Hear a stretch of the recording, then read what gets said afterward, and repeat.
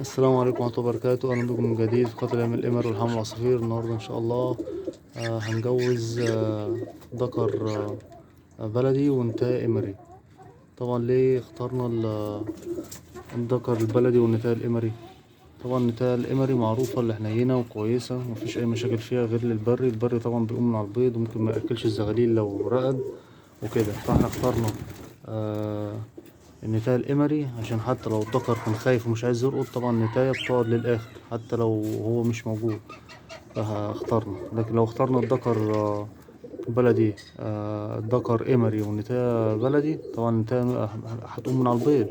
لو خافت من أي حاجة حركة مش مستريحة هتقوم جاية على طول من على البيض. فال فالذكر مش هيقعد زي ما النتاية القمري هتقعد. فاحنا اخترنا نتاية قمري وذكر بري.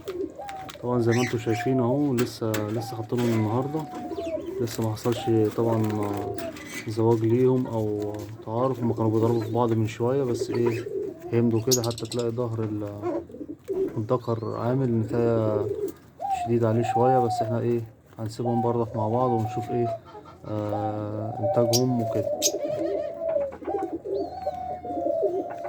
وطبعا في انتاجهم ممكن يطلعوا لك لا بلدي لا قمري. طبعا احنا لسه في انتاجهم ولسه هنشوفهم. وطبعا دول زي ما احنا متعودين ان هم برضه عاملين زي الايام الامري بالظبط. في الشتاء 20 يوم بيجوا بيضوا بيضتين، وفي الصيف 18 يوم ل19 يوم، طبعا عشان درجة حرارة الجسم ودرجة حرارة الجو وكده. فاحنا جوزناهم ان شاء الله النهاردة ونستنظر انتاجهم ونشوف كده جديد هيعملوا ايه، هيبيضوا ازاي وهيرقدوا ازاي وايه نظامهم. انا جربتهم قبل كده، بعد مرة طلعوا بلدي طبعا، بس البلدي طار. من ساعتها ما جوزتش، فلسه دي أول تجربة ليهم. هنجوزهم ونشوف ربنا يسهل.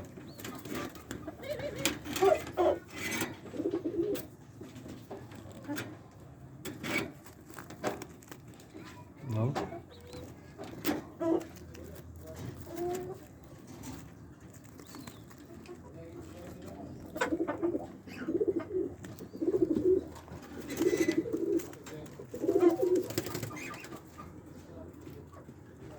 نشوف برضه في الجزء التاني اللي باظ فاضل بطين ولا لأ.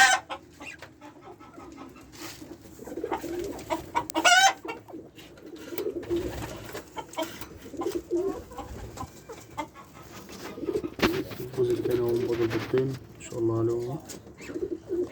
احنا مصورينهم امبارح.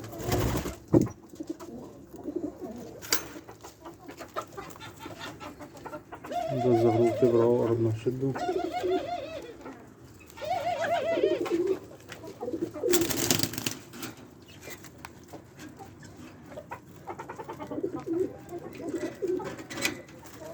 مش هحطلهم قش طبعا دلوقتي غير لما ياخدوا بعض، اشوفهم مع بعض واقفين جنب بعض، سواء بياكلوا بعض او بيكسروا على بعض. هبتدي ايه احطلهم القش، بس شويه كده اسيبهم اسبوع وابتدي ايه احطلهم القش.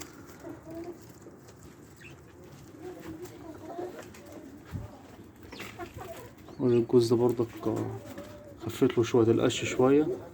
لقيتها رتبت الترتيبه بتاعتها الصغيره دي ورمت القش كله ايه بره. رحت جاي رامي القش كله طبعا وسبتها براحتها. قلت بقى ايه، هي المجموعه دي ايه اللي ايه عايزاها.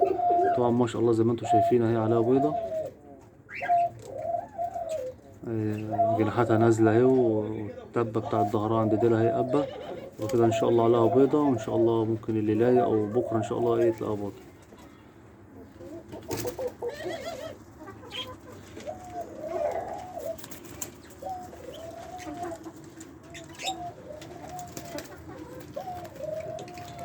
طبعا التجربة حلوة حتى لو هم ما بعضوش او ما خدوش بعض. هفصلهم طبعا، بس اهم حاجة هم هيبتدي اهو يلغوا مع بعض اهو.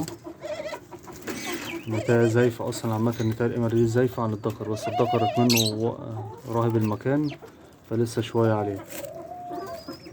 ممكن اخدهم عين برضك غير كده، اخد الذكر شوية احسسه بالاطمئنان والراحة لحد ما ايه ياخدوا على بعض. وده الجوز اهو بياكل.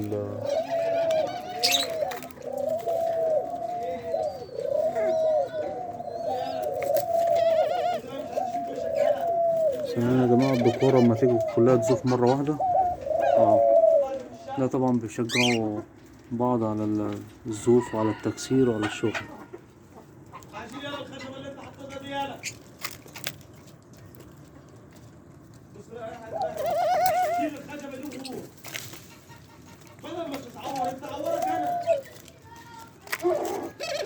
طبعا هتلاقي سقعانة بتجري تحت أمها.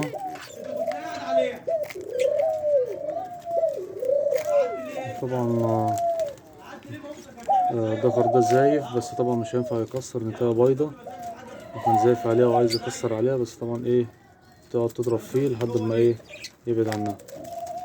طبعا ما الدكر بيزوف على نتاية بتحس اللي هو ايه عايز يكسر هو بيجري عليها، بس هي طبعا ادام بيضة او مطلعة ولسه زغلول صغيرة ما ايه متكسرش معاها.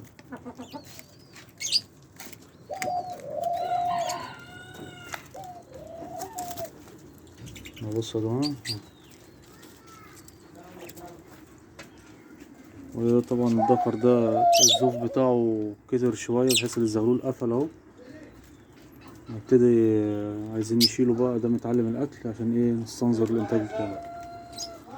وده طبعا لسه بيكسر عليها، بس إن شاء الله برضه قربه. واحنا برضه هنتابع مع بعض الجوز دول لحد ما ربنا ييسر كده ويشتغلوا ونعمل طفرة كده حلوة كده نبص عليها، سواء من الزغليل طبعا ممكن يطلع بلدي، ممكن يطلع إمري، وممكن يطلع شكل تاني، احنا مستنظرين إن شاء الله. بس هما ايه ياخدوا بعض عشان برضك اللحم البلدي رخم شوية في الزواج بتاعه، ربنا يسهل. وانا ان شاء الله يعني اصلا هجيب شوية بلدي كمان بحيث انقي حاجة حنينة بس فيهم كده شوية، ربنا يسهل، بحيث برضك اجوزها لو موكوس ده منفعوش.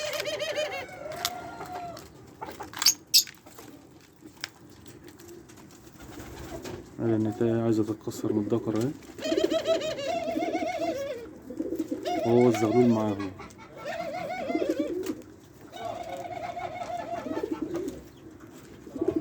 طبعا كده النتاية زايفة، طبعا احنا عارفين لما الدكر يجي يكسر النتاية قبلها بيأكلها أو بيقعد يأكل فيها، وكان ايه مكسرين على بعض.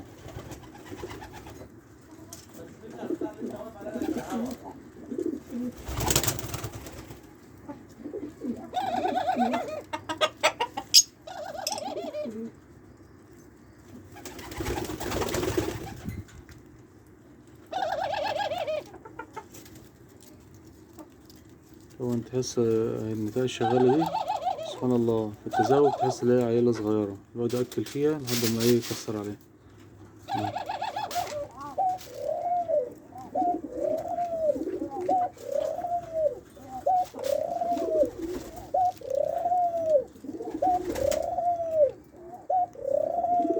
طبعا الزغلول اهو جنبهم اهو بياكل اهو.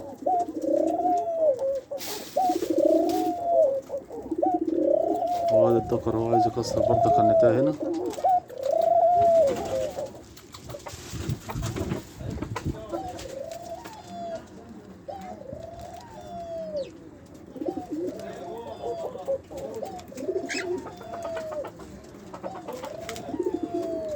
وده دكر لوحده زايف اهو. انا كده بمسكه عين لحد ما ايه هرميله نتاية اهو، عمال يزوف اهو بيندع على النوتي اهو. ده طبعا هسيبه كده لحد ما يدانه زايف واخد على المكان بحيث ان انا ارميله نتاية ياخدوا على بعض على طول.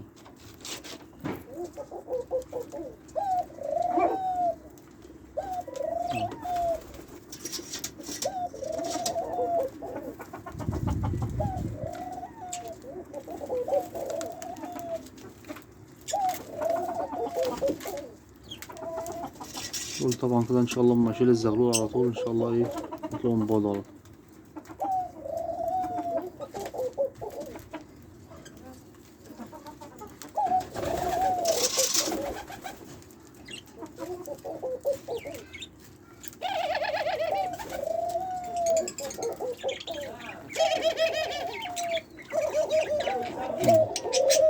ده شايف الدكورة بتزوف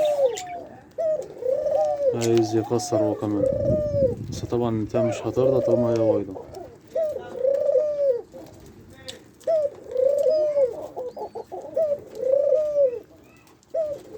وما تنسوش بقى اللايك والشير والاشتراك في القناة ليصل كل جديد. شكرا لكم والسلام عليكم.